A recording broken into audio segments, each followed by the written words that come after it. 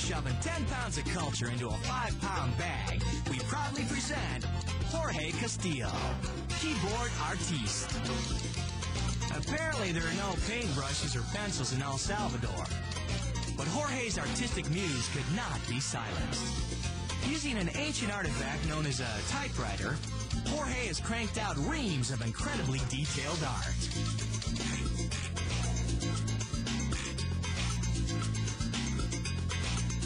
Like these buildings. And this uncanny likeness of Tori Spelling. Other jealous artists are quick to criticize Jorge's work. This guy's pointing out a misspelling at the bottom of the picture. Unfortunately, there's no spell check on a typewriter. Oh, and by the way, Jorge is our favorite name to say on Max X.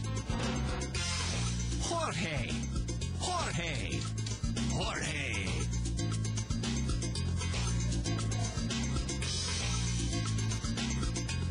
Our favorite name, our favorite artist. Congratulations, Jorge.